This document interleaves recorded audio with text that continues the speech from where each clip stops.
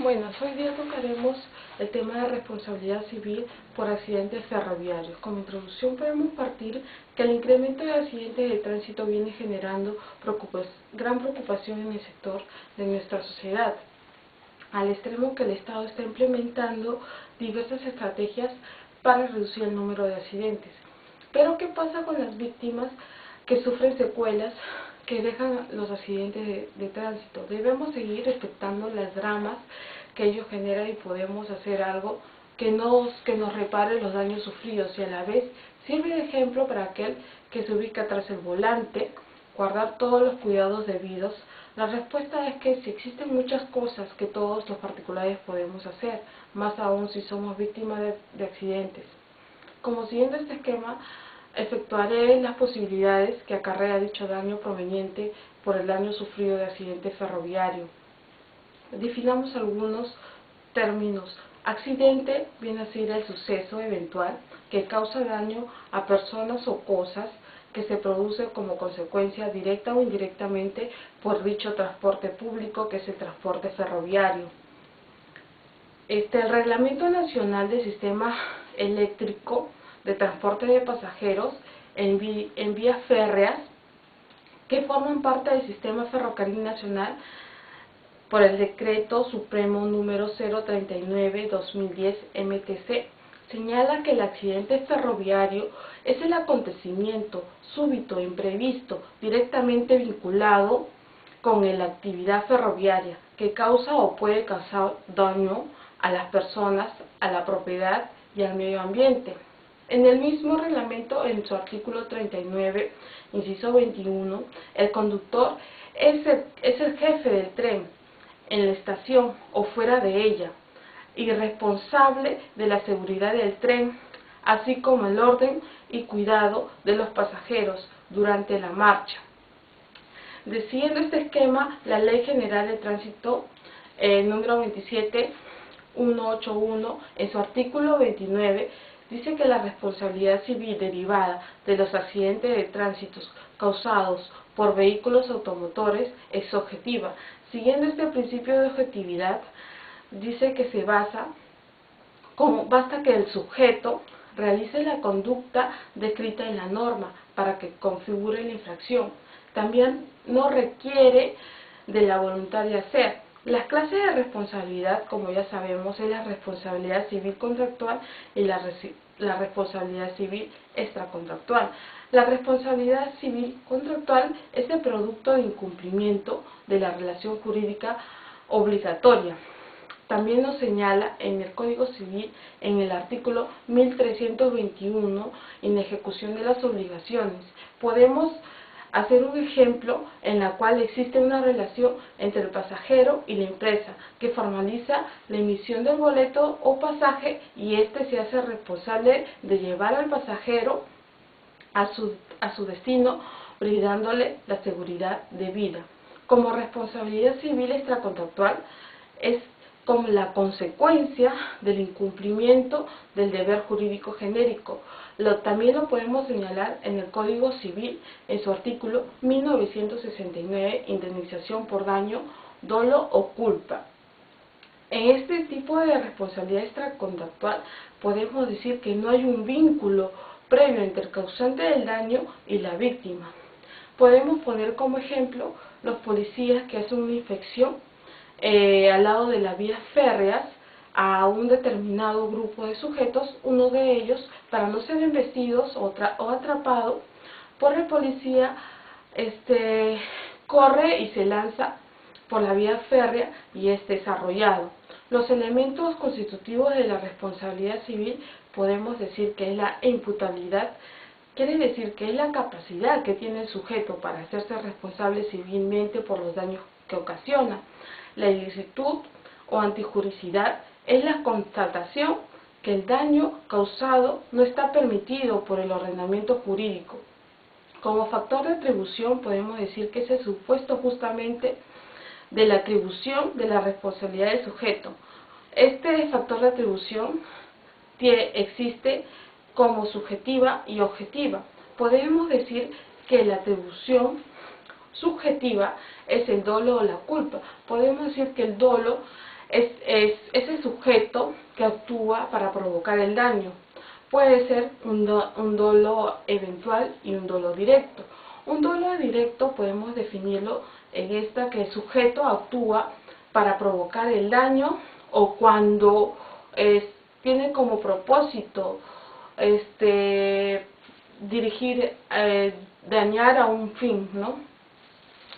Podemos decir que el dolo eventual no se actúa para dañar, pues la persona obra aunque se presente la posibilidad de un resultado dañoso, que descarta, asume el riesgo de que su conducta pueda causar el daño. Podemos decir como un ejemplo de dolo, el conductor de la vía férrea viaja a excesiva velocidad, asumiendo que con esta conducta puede ocasionar un accidente. Sin embargo, no hace nada para asumir la responsabilidad. En el caso que también el conductor esté bajo sobre los efectos de las drogas o otras sustancias derivadas. Como culpa, podemos definir que es el riesgo injustificado. El factor de atribución objetiva, podemos decir que es la realización o actividad de ser titular de determinadas situaciones jurídicas que el ordenamiento jurídico considera. Otro elemento constitutivo de la responsabilidad civil es el nexo causal. Podemos decir que el nexo causal es la vinculación entre el evento lesivo y el daño producido. Podemos decir que un ejemplo es la subida de un pasajero del tren que generó el cierre repentino de la puerta, generándole una lesión, la cual el conductor no tuvo la precaución de verificar que todos los pasajeros estén instalados dentro del tren. Otro elemento constitutivo de la responsabilidad civil es el daño. El daño está definido, que comprende las consecuencias negativas derivadas de la lesión de un bien jurídicamente tutelado. El daño se clasifica en un daño patrimonial y un daño extrapatrimonial. Decimos que el daño patrimonial es la lesión de derechos de naturaleza económica que debe ser reparada. El daño patrimonial se clasifica como daño emergente y lucro cesante. El daño emergente quiere decir que el sujeto afectado por incumplimiento del contrato o por haber sido perjudicado por un acto ilícito.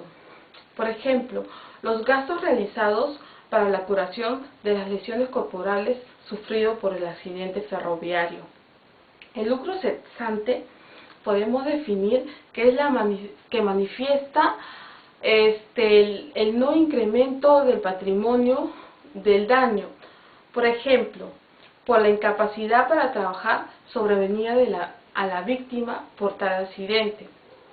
Como daño extrapatrimonial, podemos definir que es aquella que lesiona a la persona en sí misma, cause o goce de algo sufrido, ¿no? Como daño a la persona o daño moral. Como daño a la persona podemos decir que es la lesión del derecho existencial, y daño moral podemos decir que la angustia, el sufrimiento, ¿no? Podemos citar como ejemplo la muerte de un hijo por un accidente ferroviario, o la desfiguración de la cara de la persona por dicho accidente. También podemos ver que en el reglamento número 039/2010 MTC, en su artículo 72, la póliza de seguros, en el inciso 72.3 del artículo 72, de producirse cualquier evento o siniestro no cubierto por las pólizas de seguros, la organización ferroviaria será igualmente responsable por los daños y perjuicios causados. Entonces, la relación jurídica por dicho daño o los responsables de este accidente ferroviario podemos citar como sujeto pasivo la persona afectada o víctima lesionada, y el sujeto activo el causante del daño, que puede ser el Estado, la empresa ferroviaria, conductor, o si es el Estado concesiona a otra empresa y el conductor de dicha empresa. Y el bien jurídico tutelado puede ser la vida de las personas o la salud humana. Como objeto es ese resarcimiento o la indemnización, ¿no?, que se hace a las víctimas o a los familiares de las víctimas. Como conclusión podemos señalar que el accidente de tránsito genera la existencia de la responsabilidad civil, ¿no?, la cual requiere siempre de la presencia del daño, que bien sea material o moral, ¿no? La responsabilidad civil está estructurada, como ya hemos dicho, en dos grandes parcelas, una contractual y una extracontractual. La contractual es como el vínculo previamente entre el sujeto que puede y quienes se pueden pedir responsabilidad, y la extra es contractual entre el victimario o la víctima, que no existe una relación jurídicamente prevista, ¿no? Gracias, eso es todo.